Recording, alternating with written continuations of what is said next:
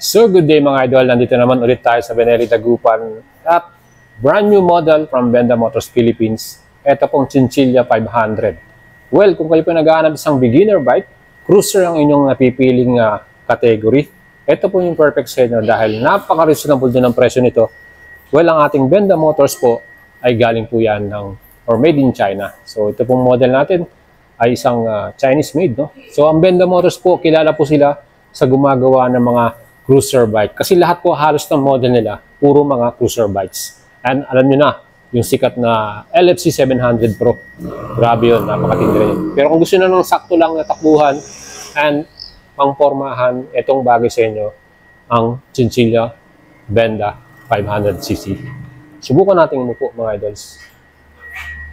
So, as normal sa isang cruiser bike, siyempre talagang napaka-friendly sa ating mga Pilipino dahil kahit mababa ang height mo, kinapos ka sa height, itong bagay sa inyong model.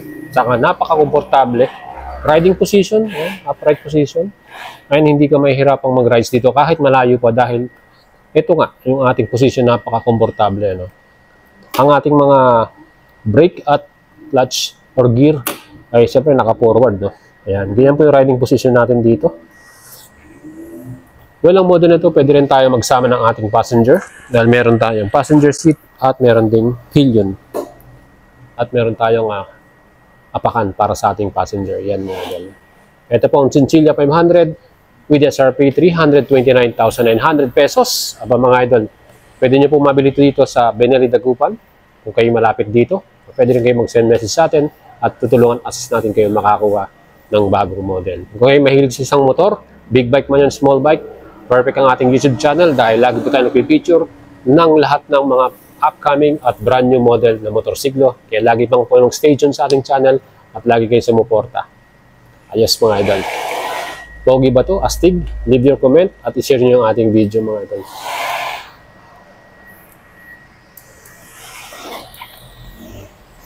At pagdating sa pormahan mga idol, ang ating Benda Chinchilla 500 hindi naman pauhuli sa kanyang style. Kita naman po nyo, napakaganda rin ng kanyang disenyo, especially sa kanyang pinaka-fuel tank.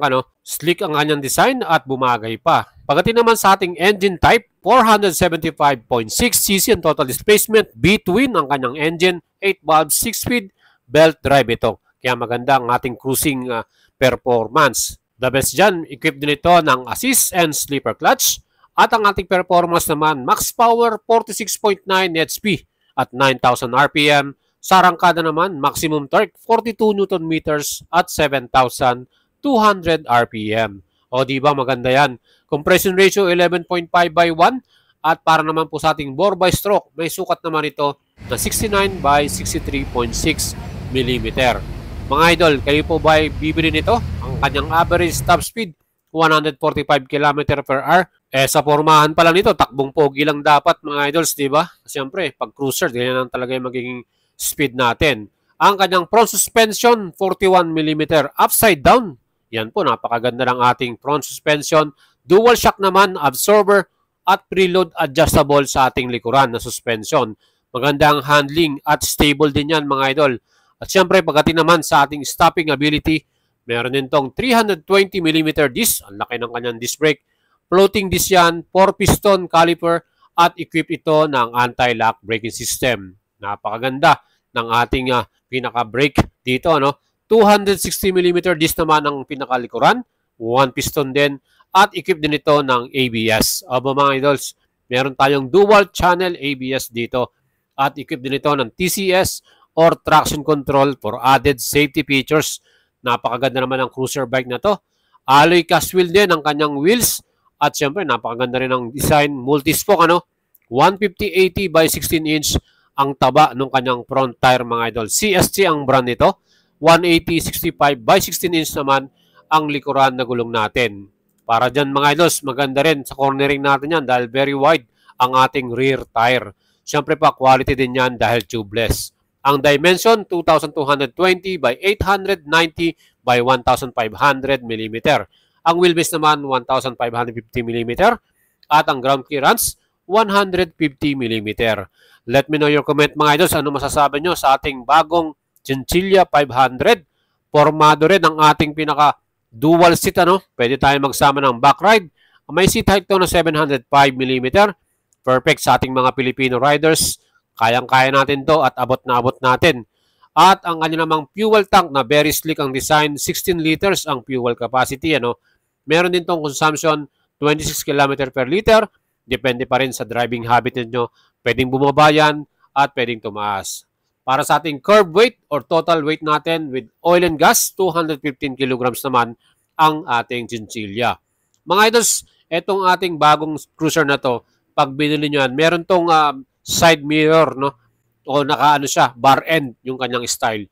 Naka-rounded ang ating LCD display at makikita nyo yung kanyang handlebar, talagang wide, at upright ang position. And ang susian naman ito, naka-ordinary key ignition to. Same din sa lahat ng ating mga Benda motorcycle, At sa bandang taas niyan, nandiyan naman yung pinaka USB charger niya.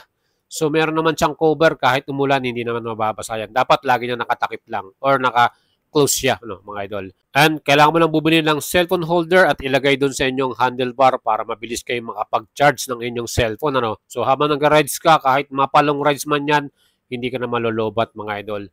Formado rin ang ating round headlight design, At meron din tong DRL or daytime running light na talagang visible din, malakas din.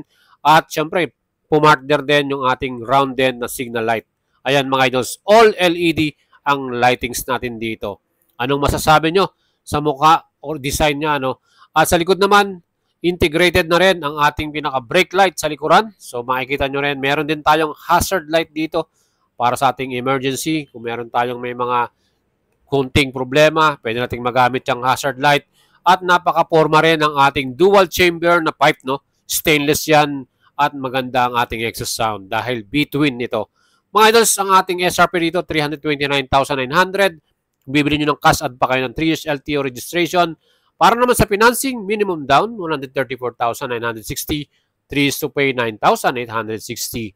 Kung kursunado nyo maglabas yan at wala kayong pang cash payment, pwede kayong mag-send message sa ating Facebook page, Boyet Salabarria. We will assist you mga idols, YL Finance. Pwede natin kayong matulungan mag-process, mag-apply, at madali lang naman yan basta kompleto kayo sa requirement. Siyempre pa, kailangan nyo pakitang proof of income, proof of billing, and siyempre bank statement, at kailangan din natin ng mga co-maker at post-dated check. So yan po mga idols yung ating kailangan i-prepare kung kayo po i-apply ng financing. Mapa, anong brand man yung gusto nyong ilabas, pwede yan at i-assist natin kayo. Subukan nyo po ang ating alagang Boyet. Huwag nyong kalimutang i-subscribe ang ating YouTube channel at i-follow ako sa ating Facebook page. Salamat sa inyong pagpanood. Mga idols, kung kayo po ay naghahanap ng bagong motorsiklo, marami tayong ginagawang vlogs or features, especially sa mga beginner big bikes, Check nyo yung ating playlist. Meron tayong 400 to 500cc comparison ng lahat ng 2025 model para sa sports bike at sports naked bike. Pangan naman ninyo ang ating next vlog kung saan magkagawa tayo ng para sa mga cruiser bike naman. Lahat ng 400 to 500cc cruiser model.